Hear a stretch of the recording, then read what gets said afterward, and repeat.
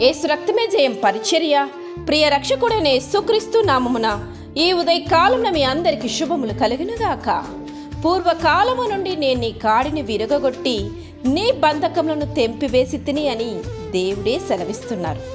నా ప్రియ సహోదరి సహోదరులారా, బంధకములచే బంధింపబడి నిరాశతో ఉంటున్న నిన్ను చూచి దేవుడు ఈ వాక్యం ద్వారా బలపరుస్తున్నారు. జాగ్రత్తగా విను నా సహోదరి సహోదరులారా. దేవుడు నిన్ను కూడా సాతాను బంధకముల నుండి, పాపపు బంధకముల నుండి, శత్రువుల బంధకము నుండి విడిపిస్తాడు.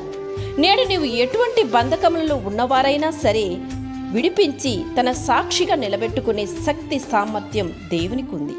కనుక నీవు ఎటువంటి బంధకములలో బంధింపబడినా సరే నీవు దేవుని మాత్రము ఆశ్రయించుము.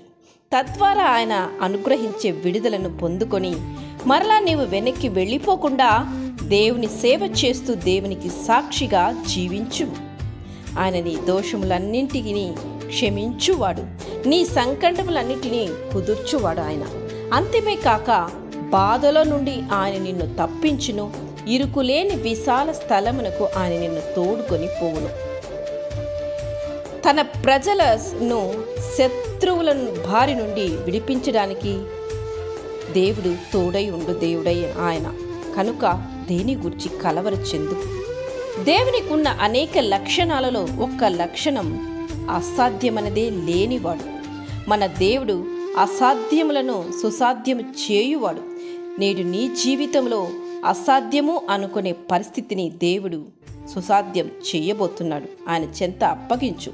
నీ ప్రతి కాడిని విరగగొట్టడానికి, నిన్ను బంధకం నుంచి విడిపించడానికి శక్తి కలిగిన దేవుని వైపు చూడు. దేవుడు దానిని సాధ్యపరచును. అది అరణ్యమైనా సరే, ఎడారి అయినా సరే దానిని ఏర్పరచువాడు ఆయనే. ఆయన ఒక్కడే మహత్ కార్యములు, ఆశ్చర్య కార్యములు చేయువాడు. ఎండిన నీ జీవితంలో నీటి బుగ్గలు పుట్టించువాడు ఆయన. ఆయన హస్తముల నుండి కిరణములు బయలు వెలుచున్నవి. అచ్చట ఆయన బలము దాగి ఉన్నవి.